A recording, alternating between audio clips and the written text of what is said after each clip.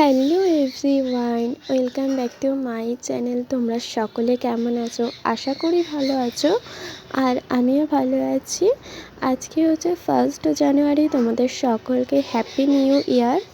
নতুন বছরটা সকলের ভালো কাটুক, সকলের স্বপ্ন পূরণ হোক, সকল মা বাবা যেন সুস্থ থাকে, ভালো থাকে।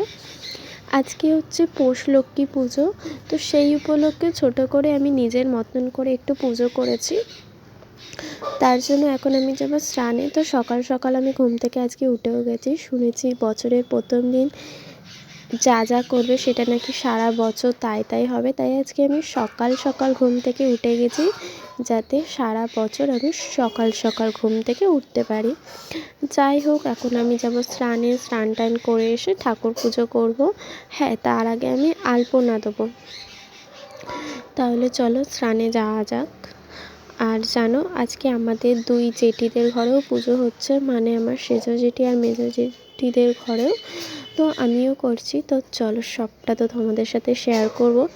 আর আজকের দিনটা তোমরা কে কেমন করে কাটালে সেটা কিন্তু অবশ্যই কমেন্ট করে জানিও আমাকে।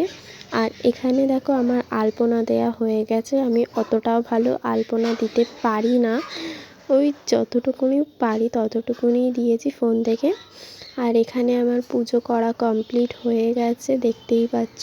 তো কেমন লাগছে সিংহাসনটাকে অবশ্যই কমেন্ট করে জানিও। মা লক্ষ্মীকে কেমন লাগছে সেটাও কমেন্ট করে জানিও। তাহলে দেখো,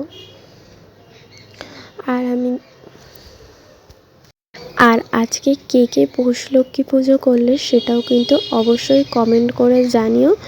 বছরের প্রথম দিনটা তো আমি এইভাবেই পুজো করেই শুরু করলাম।